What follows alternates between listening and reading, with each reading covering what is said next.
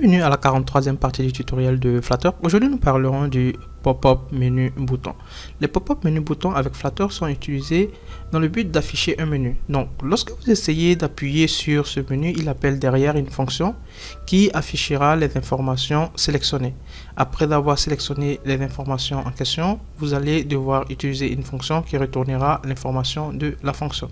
Donc, on ira au niveau de notre code et on essaiera de créer notre pop-up menu bouton. Et derrière, si vous avez des questions, vous pouvez me revenir.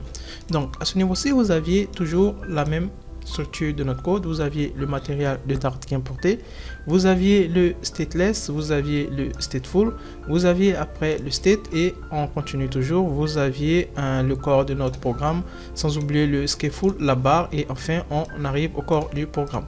Donc on essaiera de créer notre pop-up menu bouton. On va créer un petit code. Je me mets à ce niveau-ci et je vais créer par exemple une fonction. Je prends classe et ma fonction je vais l'appeler par exemple animal.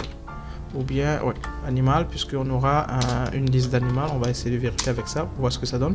Derrière, je vais maintenant créer ma liste. Donc j'aurai une liste d'animal.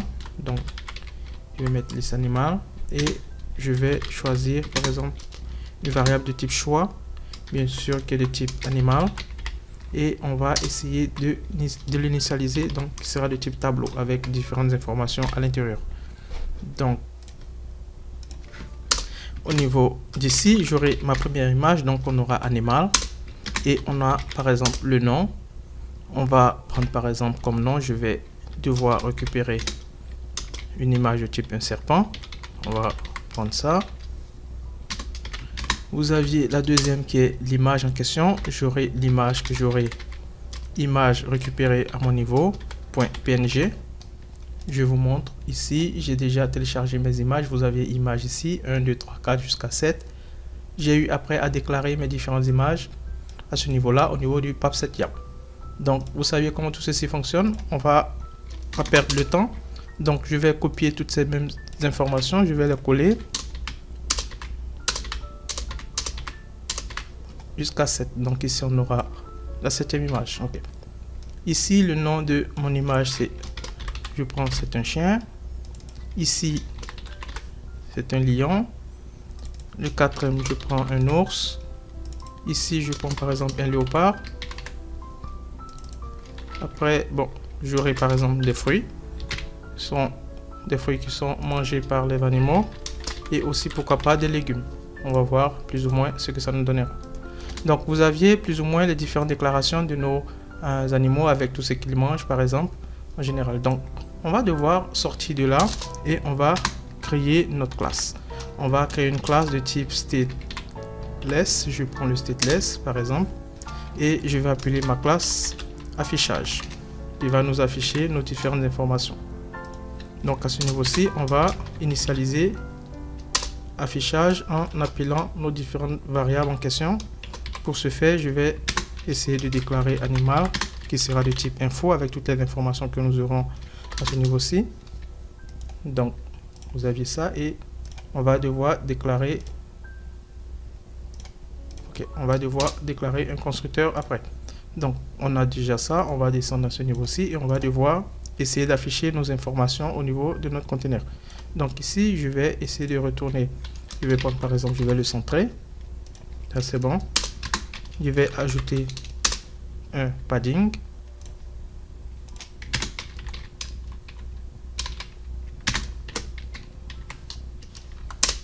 Ok, donc au niveau du padding, on va lui ajouter normalement un espace de 5. Donc je prendrai un espace ici de 5.0, bien de 5, c'est la même chose. Ok, je vais devoir fermer mon padding comme ça c'est bon. Et on va essayer au niveau de notre padding, une seconde, je récupère ça. Ok, je vais lui ajouter, on va voir si on peut prendre une colonne. Donc je récupère une colonne, bien sûr comme d'habitude, la colonne contient des enfants. Et on va lui ajouter un test. Je vais récupérer le test que j'ai à mon niveau aussi. Je copie toutes les informations. C'est bon, je l'ai copié et je vais le coller au niveau d'ici. Donc ça c'est notre classe qui va devoir afficher les informations. Et on va revoir récupérer les informations que nous aimerons. Donc à ce niveau-ci, on a déjà déclaré info. Donc on aura info. on va récupérer par exemple le nom de l'animal. Ça c'est déjà bon. Ici, on va ajouter qui sera de type string. Vous aurez un style, vous pouvez lui donner un style, une taille. On va lui donner ici par exemple du 50 pour que ça soit un peu plus visible, un peu plus grand. Si c'est trop grand, on va essayer de le réduire. Donc ici, vous aviez la couleur qui sera de type brown. On va maintenir ça et on va essayer de voir, pourquoi pas, le mettre en gras. Donc vous allez le font weight et vous aviez le font weight size bold. Ok, ça c'est bon. Donc on a déjà pour commencer ça. Après avoir récupéré l'image, c'est-à-dire on va récupérer tout ce qui est nom, pardon. Vous aviez le opale, lion, etc. Donc on le récupère à ce niveau-ci. On va essayer de récupérer notre image. Donc on aura image.asset, celui-ci, et on récupère info.image et qui sera de type string. Et après vous pourriez ajouter une taille. Donc au niveau de la taille, on va lui prendre par exemple une hauteur de 400. On va prendre aussi une largeur de 400. On verra ce que ça nous donne. Si c'est grand, on pourra diminuer. Et c'est tout. Donc après avoir fini au fait de créer l'affichage de notre stateless, qui récupère les différentes valeurs que nous avions eu à déclarer, on va partir au niveau de notre code principal. Donc je me mets au niveau du state et je vais devoir créer mes différentes informations. Donc je vais bien sûr appeler ma fonction animal que j'ai eu à créer. Je vais lui donner par exemple le nom de SRA de type select animal. Donc on va sélectionner l'animal que nous désirons et on va par exemple initialiser à 0, c'est-à-dire que notre premier choix, ça sera la première image, c'est-à-dire le serpent que nous avions eu à sélectionner au niveau de notre tableau. Je vais descendre pour vous fournir ça ici. Vous aviez ici animal et vous aviez la liste des animaux et vous aviez en premier lieu, on va récupérer le serpent. Donc vous aviez ici le choix qui sera le serpent qui sera affiché pour commencer. On va devoir créer une autre variable, ne pas dire fonction. Donc vous aviez la fonction qui sera de type, je vais l'appeler select par exemple. Je vais prendre ça en minuscule pour ne pas avoir d'erreur. Okay. Et je vais avoir animal qui sera de type info. Donc vous aviez par exemple notre fonction. On va bien sûr appeler notre fonction state et on va récupérer select animal. Donc nous allions récupérer ça qui sera de type select animal et qui va devoir sélectionner notre animal que nous allions récupérer. Donc à chaque clic, nous allons récupérer les informations de l'animal en question et ça va nous afficher en utilisant cette fonction. Donc après avoir fini avec ça, on va terminer avec l'appellation de notre fonction qui sera de type pop-up menu bouton que nous allons devoir créer et après on pourra l'appeler au niveau de notre code. Donc on va se rendre au niveau de notre scaffold. Vous avez le scaffold, après le scaffold vous avez la barre. Après la barre, vous avez les différentes actions et les actions qui contiennent plusieurs enfants. Donc, on va se mettre à ce niveau-ci et on va devoir appeler notre fonction. Vous aviez la fonction pop-up menu bouton et vous aviez différentes fonctions à l'intérieur. Donc, on va formater notre code comme ceci. Donc, ici, on va avoir différentes informations. On va essayer d'utiliser l'icône. On va appeler, par exemple, on va prendre un type d'icône que nous allons ajouter. Je prends par exemple icône qui est de type, on va prendre par exemple quoi, un menu. Ok, on va prendre un menu déroulant. On peut lui ajouter une taille, une couleur. Vous pouvez le faire comme vous le désirez. Élévation, on va prendre par exemple du 14 pour avoir un volume à ce niveau là. Vous aurez par exemple une initialisation des valeurs. On va devoir initialiser en essayant de prendre par exemple le premier choix. Donc on va prendre choix et on va lui donner notre premier choix. Ça c'est déjà bon.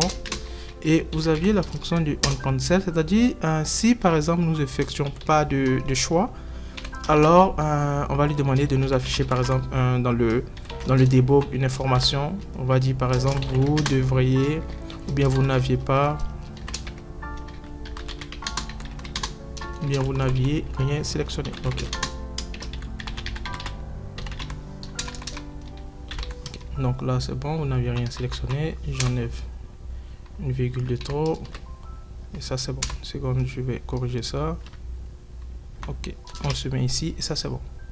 Donc ici je termine avec une accolade et là c'est correct. après ça, on va appeler la fonction onSelect. Donc, c'est-à-dire maintenant, lorsqu'on effectue une sélection, en ce moment, on appelle notre fonction qui sera la fonction select que nous avions eu à créer. Donc, vous aviez select celle-ci que nous appelons et c'est tout. Vous l'appelez à ce niveau-là et il va devoir sélectionner vos informations. Donc, on va devoir maintenant créer notre item build. Vous savez comment ça fonctionne. Pour les builds en question, lorsque vous aurez toujours avoir des item build ou bien build, vous devrez obligatoirement créer un builder. Donc, vous aviez le builder contexte qu'il faut récupérer toujours. Je corrige ça. OK. Donc, vous aviez ici un builder contexte. Et vous avez la variable qui est de type contexte. On l'effectue à chaque fois. Donc, à chaque fois que vous aurez un item builder, n'oubliez pas d'utiliser toujours ce type de fonction. Donc, on aura ça. Ça, c'est bon. Et à l'intérieur, on va devoir maintenant travailler pour retourner les différentes informations que nous désirons. Donc, on va retourner ici, comme d'habitude, on essaiera de retourner notre fonction qui contient au fait toutes les informations. Donc, .map. Ça, c'est bon. Et vous auriez maintenant à récupérer les différentes informations à l'intérieur. Donc, ici, vous auriez, je vais supprimer ça. Ça, c'est bon. Donc, vous aurez animal qui est de type info. Comme d'habitude, on l'a déjà effectué, ce type de fonction. Vous aviez ça. Et à l'intérieur, vous pourriez avoir toutes vos informations que vous désirez. Donc, ici, ça va nous retourner, bien sûr, le pop-up menu. OK, le pop-up menu en question. Mais ici, on récupérera l'item, puisque on va devoir afficher nos informations. Et au niveau de l'enfant, on va une seconde, qui va retourner, qui sera de type animal. Ça, c'est bon. Je mets ici un point virgule, ça c'est correct. Et au niveau de l'enfant, on va récupérer nos différentes informations. Donc, à ce niveau-ci, qu'est-ce que je vais faire? Je vais récupérer, pour commencer, le test. Donc, je vais prendre test et je vais récupérer l'information en question, qui sera le nom de l'animal. Donc, .info, vous pouvez ajouter un style, vous pouvez ajouter tout ce que vous désirez. Et après ça, vous pourriez avoir par exemple une valeur. Donc, vous aviez ici valeur et la valeur en question, elle sera de type info. Et c'est tout. Donc, vous aviez plus ou moins la structure de votre code qui se trouve à ce niveau-là. On va corriger la petite erreur. Lorsqu'on utilise toujours les maps, il faut retourner toujours une liste. Donc ici, on aura la possibilité de retourner une liste. Donc on va se mettre à ce niveau-là. Je vais corriger les parenthèses qu'il faut. Donc ici, vous aviez la première parenthèse qui est à ce niveau-ci. Ça se termine par une virgule. Ça, c'est bon. À ce niveau-là, vous aviez aussi une autre parenthèse. Point liste. Donc ici, vous aviez celui-ci. Et c'est bon. On termine par un point virgule et tout est corrigé. Donc vous aviez ici votre pop-up menu qui était déclaré avec toutes les informations se trouvant au niveau de votre app bar. Donc on ira maintenant au niveau du corps du programme et on va devoir appeler notre fonction. Donc à ce niveau-ci, qu'est-ce que je vais faire? Je vais, au lieu du centre, je vais essayer de lui ajouter ici un single child scroll view pour éviter d'avoir des problèmes de taille concernant mes images en question. Et vous aurez après les différentes informations. Je vais devoir commenter ces informations comme on le fait d'habitude. Ça, c'est bon, je le commente. Et à ce niveau-là, je vais devoir appeler mes différentes fonctions pour effectuer un affichage à ce niveau. Donc, qu'est-ce que je vais faire? Je vais essayer de créer, ici, vous aviez le conteneur.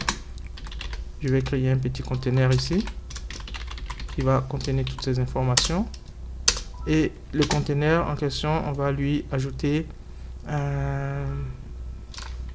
une colonne. Je vais voir si je peux ajouter aussi une colonne pour que ça puisse contenir dans la colonne. La colonne contient un enfant. Et enfin, je vais appeler ma fonction affichage. Donc, vous avez affichage qui va contenir quoi? Je vais appeler info de point animal. Je vais vérifier ça. Vous voyez que il ne nous donne pas info. Donc ici, pourquoi? Parce que l'affichage, la fonction celle-ci, vous n'avez pas un constructeur. Donc je vais devoir créer un constructeur à ce niveau-ci et le constructeur va me permettre d'afficher nos informations. Donc, ok. Donc vous avez key, vous avez info qui est récupéré celui-ci et après vous aviez key. Donc c'est bon. On ira maintenant au niveau du corps ici. On va essayer d'appeler info. Voilà. Et là, vous voyez, vous aviez l'affichage d'infos qui s'affiche correctement sans aucun souci. Et derrière, vous pourrez appeler votre fonction qui est de type sélection animal. Donc, on va sélectionner l'animal et c'est tout. Donc, voici votre code qui a été développé. Vous pourrez partir étape par étape. Rien de nouveau. Nous avions déjà effectué ce type de programme au niveau des tutoriels précédents. Vous aviez la classe, vous aviez les différentes classes qui sont listées. Vous créez un stateless pour afficher les informations que vous avez créées. Et derrière, vous appelez la fonction à ce niveau-ci. Donc, la nouveauté, c'est tout simplement le pop-up menu qui a été effectué pour vous montrer plus ou moins comment ça fonctionne. Mais le principe reste de même. On a déjà eu à effectuer les différents maps pour récupérer avec le toolist. Si vous faites un retour sur le tutoriel, vous pourrez voir comment ça fonctionne. Je vais exécuter mon code, vous verrez plus ou moins ce qu'on obtient. Donc ici, vous voyez, vous aviez d'abord le serpent qui s'affiche. Voici mon menu, je clique dessus. Je clique sur un chien et vous aviez un chien qui s'affiche. Je clique encore sur un lion, vous aviez le lion et de suite. Après, vous pourrez avoir l'ours. Vous aviez l'ours qui récupère. Et après l'ours, vous aviez les léopards. Vous aviez les léopards ici. Après avoir terminé, on prend les fruits qu'ils peuvent manger. Vous avez les différents types de fruits. Et enfin, les légumes. On va corriger un peu. Ici, c'est les légumes. J'ai mis un fruit. Ok. Donc, vous aurez les fruits et vous aurez les légumes. Ok, ça c'est bon. Et tout est bon. Ok. Donc là, vous aviez tout de corrigé et c'est bon. Donc, voici plus ou moins comment fonctionnent les pop-up avec Flutter. Vous pouvez créer un pop-up menu et récupérer les différentes informations. Un menu qui permet de lister différentes informations. Et derrière, vous pourrez aussi utiliser d'autres fonctions. Donc, si vous avez des questions, vous pouvez me revenir. Je pense que tout est clair. Et si vous avez des questions, bien sûr, vous me revenez et je pourrai vous répondre. Merci encore du suivi et à bientôt.